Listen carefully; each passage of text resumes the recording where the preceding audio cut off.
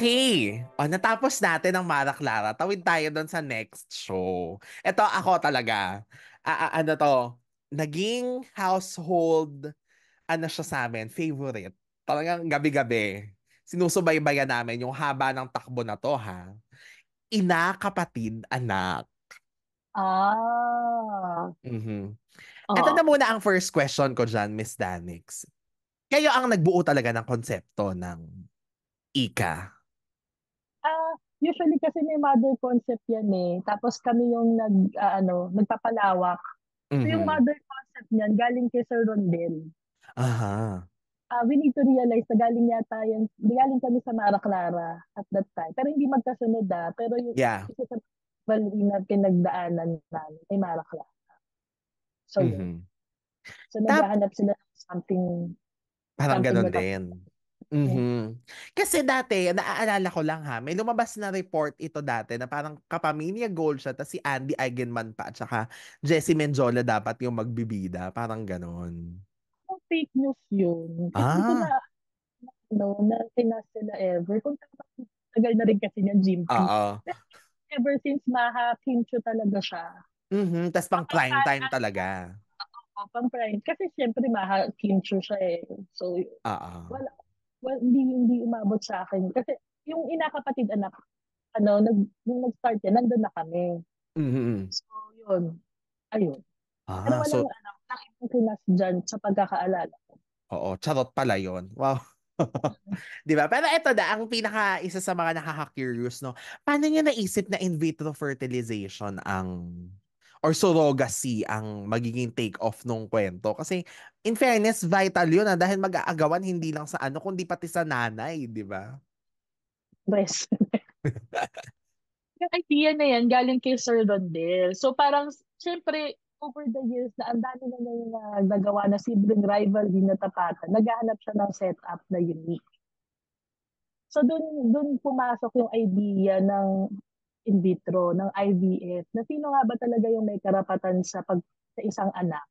Mm. Yung nagbigay ng egg cell o yung kung saan siya lumaki. So nag-transcend yun dun sa buong show. Yun na yung kine-question mo, sino ba talaga yung karapat dapat na maging nanay.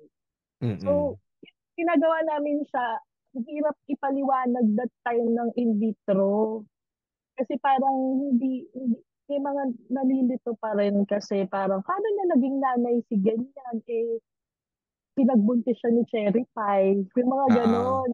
So, yun yung challenge nun kasi kailangan namin constantly ipaliwanag na hindi anak talaga siya ni Janice, pero yung katawan na ginamit para lumaki siya kay Cherry Pie. Ang Mhm. hinahanap doon ni Sir Rondel, equal yung laban yung mga nanay. Kasi alam mo yun, may pinaglalaban sila pareho na parehong tama at parehong mali. Mhm. Doon kasi nagiging rich yung kwento niya eh. So yun, doon nag-start yung IVF na concept. Mhm. Tapos, umikot sa milyo ng mga sapatos. Yun naman, Oo. bakit yun ang napili nyo? Parang galing dun sa quote, di ko maalala yung quote, Zimpy, yung parang anong gagawin mo if you're in someone else's shoe. Yung, di ba, yung Ah. ganon. So, naisip namin, what if gawin natin yung sapatos? So, pag nakita mo yung pinassion yung kwento, nagsimula sa sapatos yung friendship ni Celine at ni Margot. Nakita ni Yes. Celine yung sapatos ni Margot na parang, yan yung gustong-gusto kong sapatos. Saka, ito yung magandang input dyan ni Sir Rondel. Yung minsan dinedefine mo yung tao base sa kung anong suot nilang sapatos. Mhm. Doon mo sila ginajudge. Pag nakatsinelas, mahirap. Pag maganda yung sapatos, mayaman. Pero pag tinignan mo, it's more than that eh. Yeah. Ayun. Oo, na pinakita sa yung magandang-maganda yung omnibus plug, di ba, na puro shoes. Ayun. Tapos Mhm. kinuha namin na sponsor hindi ko matandaan yung Celine. sapatos. Celine.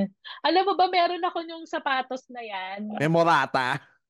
Murata. Binigyan ako ng tuwang-tuwa. Saan na kaya yung sapatos na yun?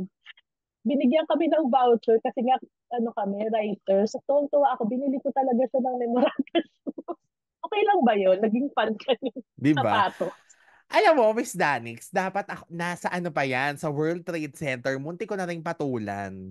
So, lang ako noon, tapos nakita ko, Wow. shucks. Gusto kong bilhin. Ano lang, hindi kasi mahilig ako mangolekta ng mga memorabilia, ganyan. Diba? Kaso, ang Parang mahal. Tapos syempre, ano, parang, di ba, saan ko naman gagamitin yung sapatos na yun? nga lang siya nabili kasi binigyan kami ng voucher. Oo. Parang, naku, Yes, 4,900 na nasa yun. 4,000. Kami bali din ito. So yun, pero never ko nasuot yung sapato. Mm. Hindi ka naging ano, Ayun, Margot. Charot. so mataas kasi siya. Oo, mataas. Pero Mm. eto na, how did you craft na, of course, the characters of Margot and Celine? Even the names. Kasi kahit yung pangalan, yung Celine, iba yung spelling. Yung Margot, parang ang social-social na ano, di ba? Alam mo, ano kasi ako sa name ng characters, very particular ako. Oo. So, yung ginagawa namin yan, sabi ko dun sa kasama ko na writer, gusto ko yung pangalan nila. Yung pag binuksan mo yung, yung brochure ng Avon. Mm. So, Natasha, di ba ano yun? Yung may pangalan yung bra, may pangalan yung ano. Sabi ko gusto ko ganun. Kasi parang may affinity.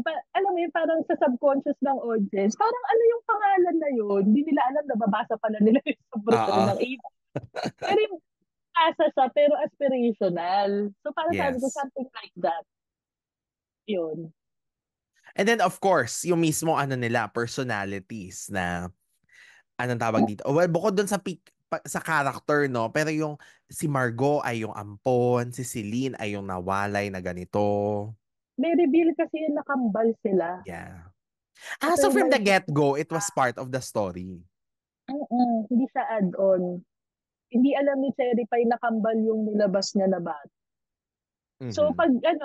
pag before, yung ano kasi namin yan, mirror ulit sila, pero ah in essence, magkadikit talaga yung bituka nila. I mean, bituka. Yung cord nila. Oo.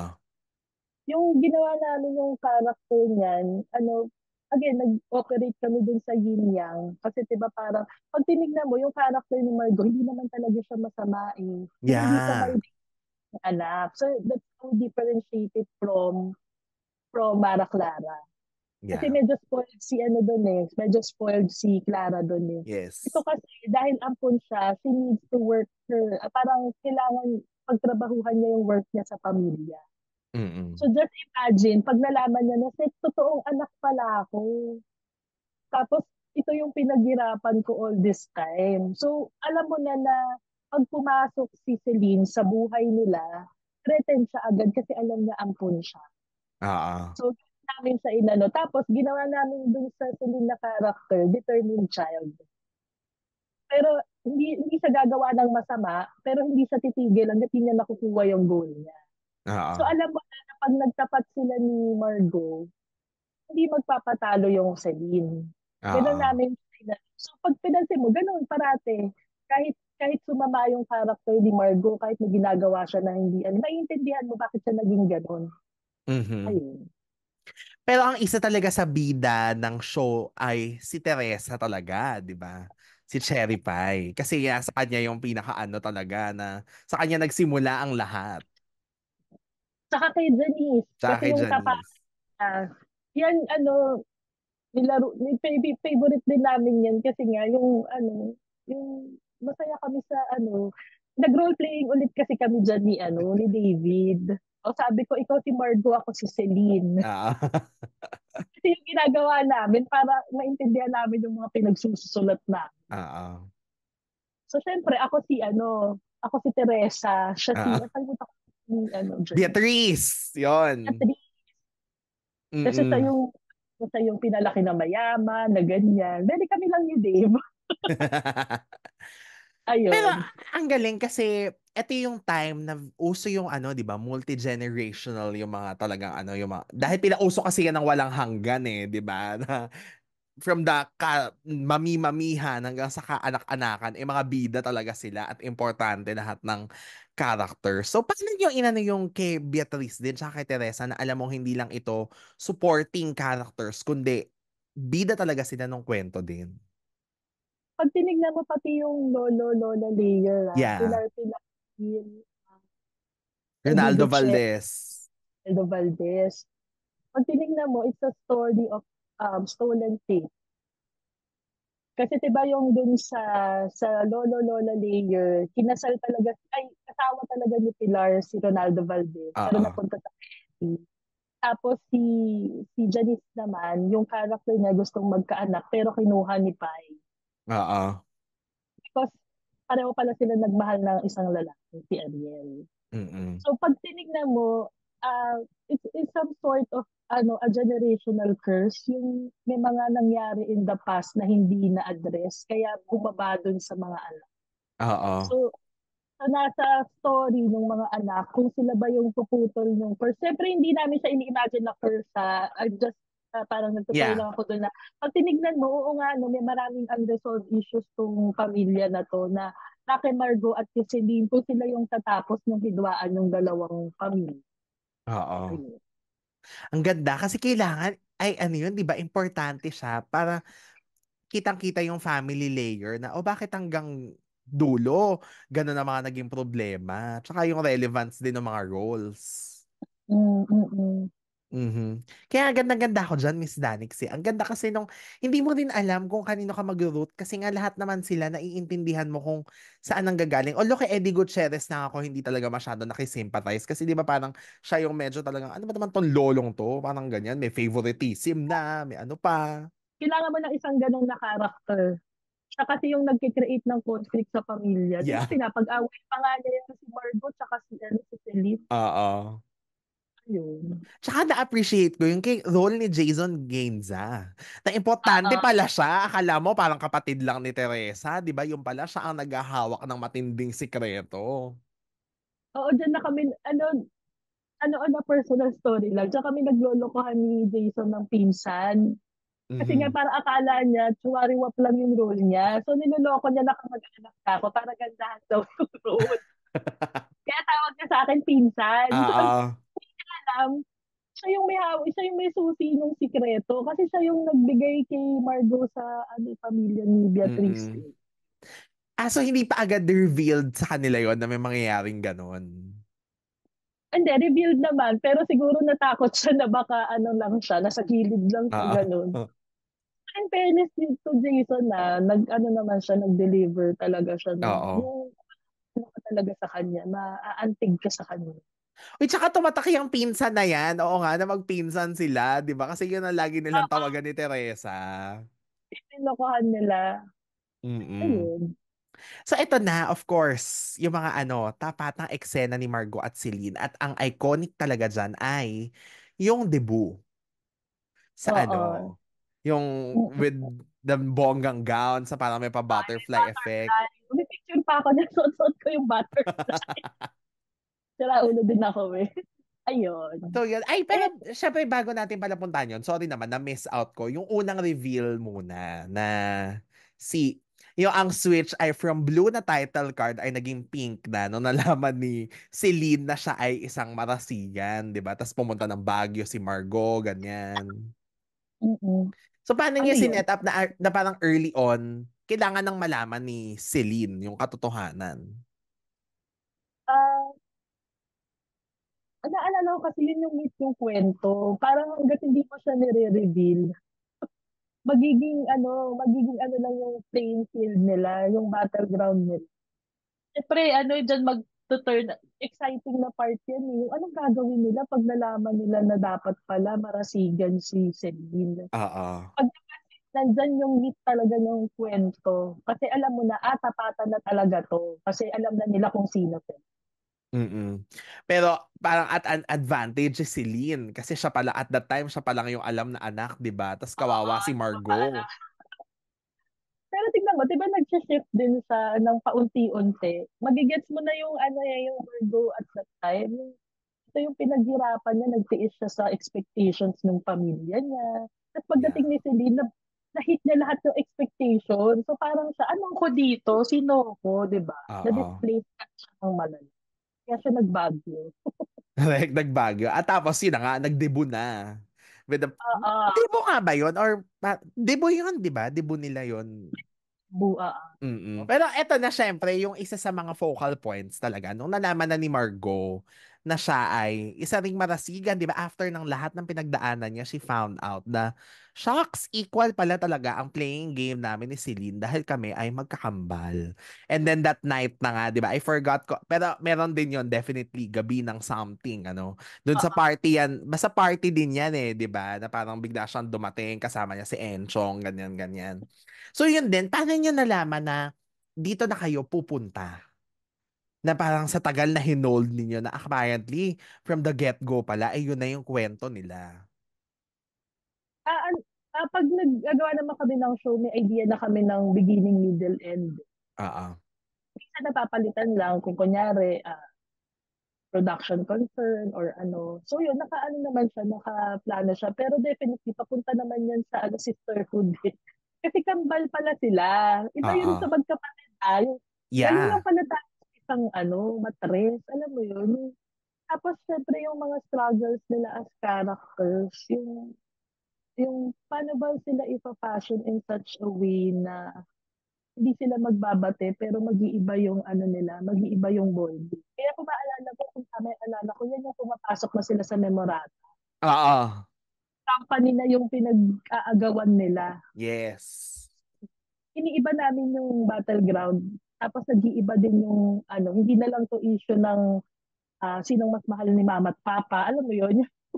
Iba Oo. na to oneself na kung sino yung karapat dapat, yung gano'n. So yun. Mm-mm. Pero ang ganda ng eksena na yun na nung ang ganda din ng pagkaka-deliver kasi ni Maha doon. Yung alam mo yung hindi siya pasigaw or something na parang big reveal. You ruined my life. Oo, tsaka yung hindi, at least, hindi siya kay Celine na galit at that time. Di ba talagang kay Beatrice siya na ano, na, my gosh, alam mo pala all this time, tapos ganito ginawa mo sa akin. Ang pinaka may kasalanan dyan, si Insan. Oo, Kino-confront na siya nung ano, totoo ba? Totoo ba? Tapos, in oo, fairness acting naman talaga dun si Jason Guy. oo. Yes. Mm-mm. Isa yan sa mga pinakamagagandang eksena ng ano, ng show, yung Ansam. Di ba? Na Mm. lahat sila involved. Pati sila So, Pilar. imagine, pag sinusulat yan, Oo.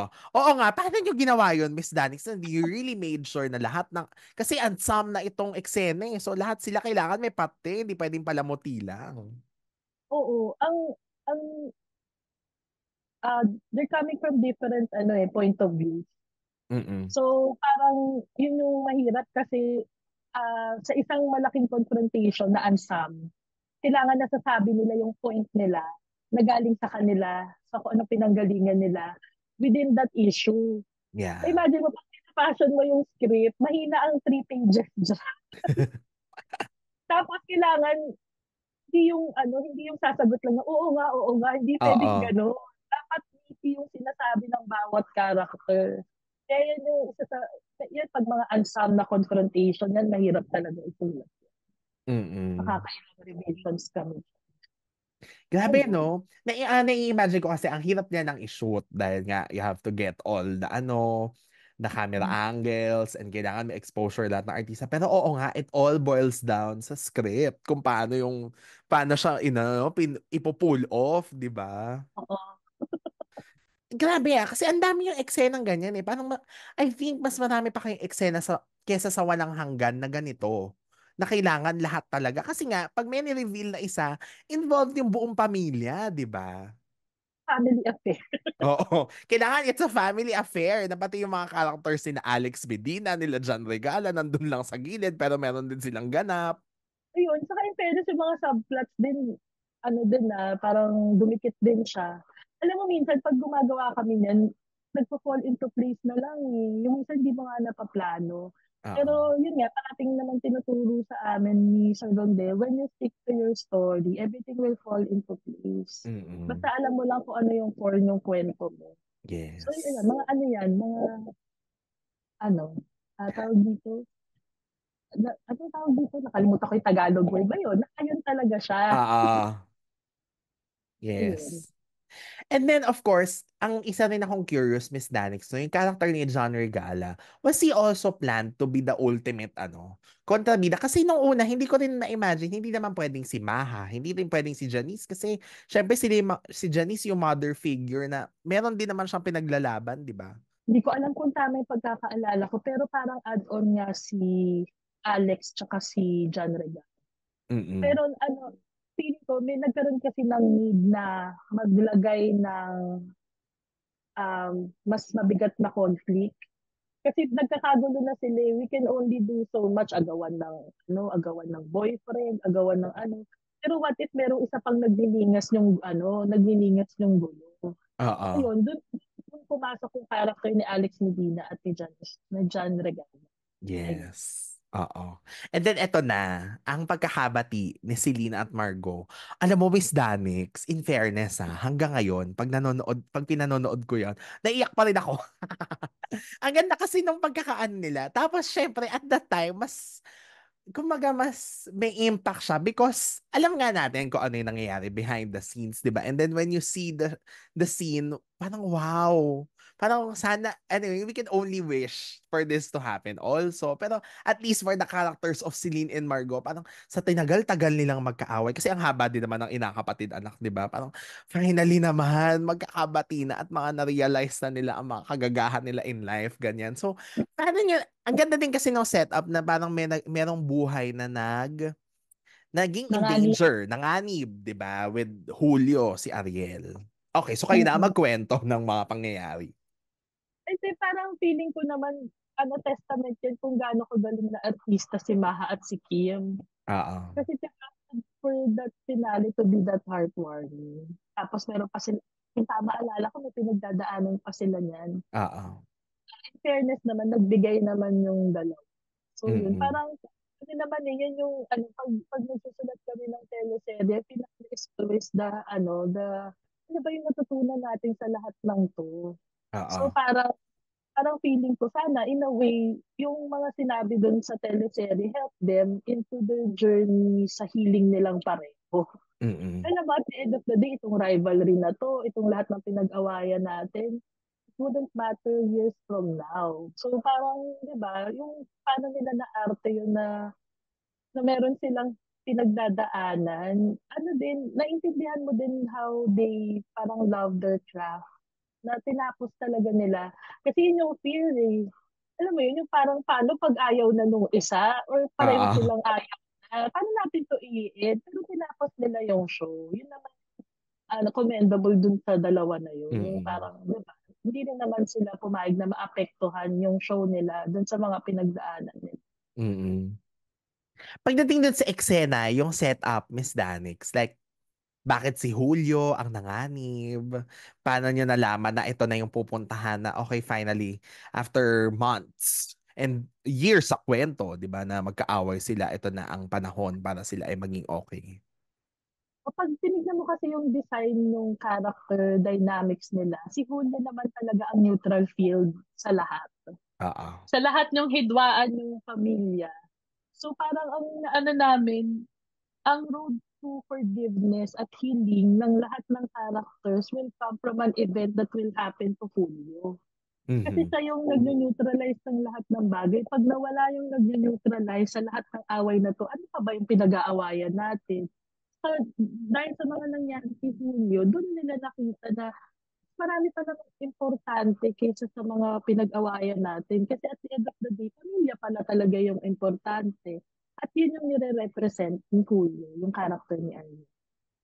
Mhm. So siya ang naging meet siya ng pagbabati na kasi even I think even Teresa and Beatrice, di ba parang yan na din yung ano nila, take off point as sisters na talaga. Oo. Mhm.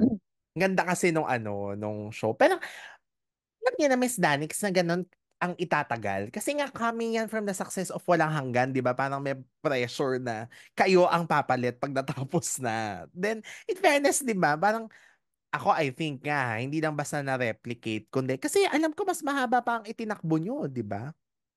Naku, hindi ko matandaan. Pero parang mas mahaba yata ang walang hanggan. I'm not sure ah. Alam ko mas Pero mahaba kayo na ilang linggo lang naman. oo, oo. Oo. Pero siya, parang pagkakaalala ko, na-extend siya. Mm. Hindi siya alam ko at a certain point dapat mag-end na. Pero syempre, alam mo naman, pag nagre-rate, sayang din naman. Saka Oo. makapal kasi yung story niya. So Yeah. parang, pero challenge kasi, diba, paano mo na hindi magiging stagnant yung away.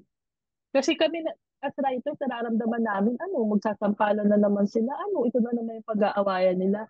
So pag kami, nabobore na kami, di malamang audience din. So kailangan namin challenge yung sarili namin na hindi dapat iba na yung pinag-aawayan nila, iba na yung mga concerns nila as Mm. characters.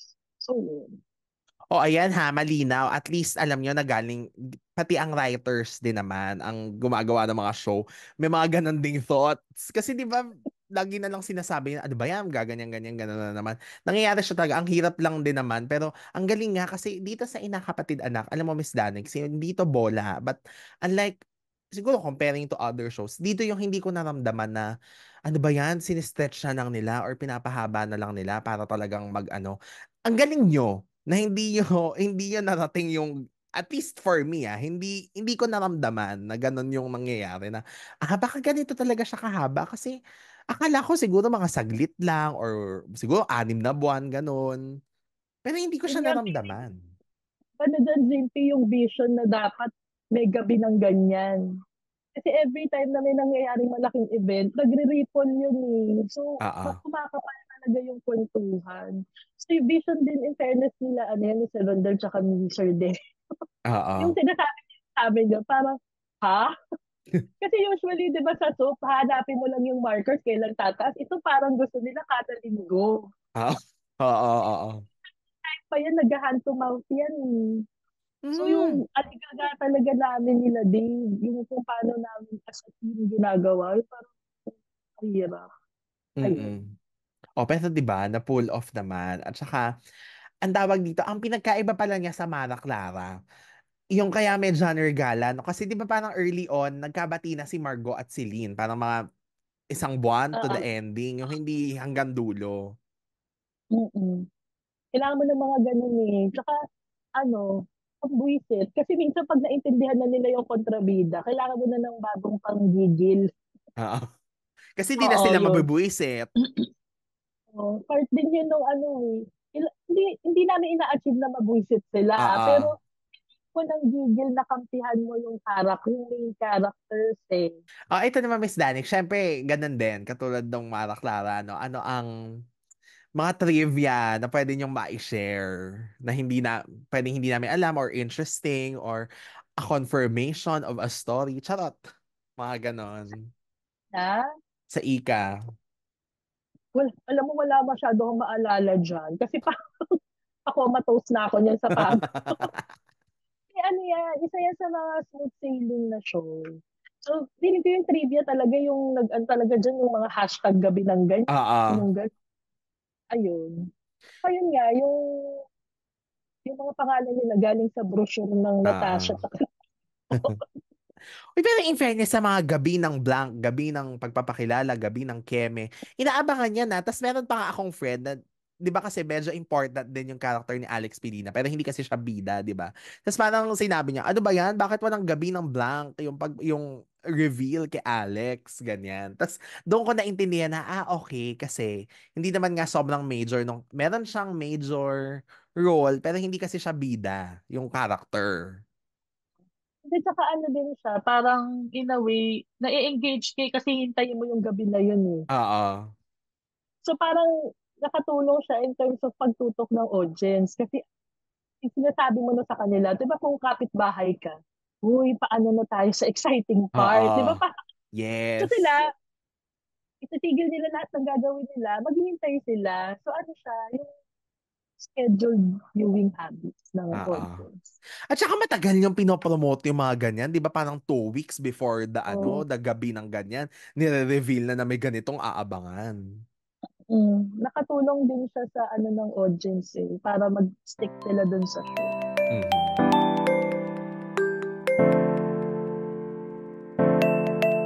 Okay, eto na syempre, itatawid na natin ang from dalawang prime time to a very successful afternoon teleserye. Kadenang ginto. Iba kasi may certain difference ang kwentuhan ng afternoon at ng prime eh. Yeah. Kasi kung tama yung alala ko, pag afternoon kasi may ibang ginagawa yung mga tao or nagsisiesta sila. So, kailangan mo sila i-engage sa afternoon. Iko, Mondragon, it's a very powerful name. So, sabi ko, Mondragon yung gamitin natin. So, diba pag napansin mo kahit sa script, Mondragon. Para mag-work siya, kailangan yung kontrabida is larger than life. So, sabi hindi naman madaling gawin yun kasi kailangan, pag larger than life yung character, like, hindi ka may inimik. Sila Dimples, tsaka sila Beauty. Yung how they handle the character. Di ba parang si Dimples, yan ba yung role ko? Pero ko, Elisab ako na na pulang dress, na maglalakad ako sa gitna ng scout something. In fairness din naman sa mga gumawa ng show, nilaro din naman talaga nila para maging campy din. Yung ng pagiging campy niya, tumodo, alam mo yun. And yung plugs yan, di ba? Nandun yung totoong camp. Yung mga plug, yung mga...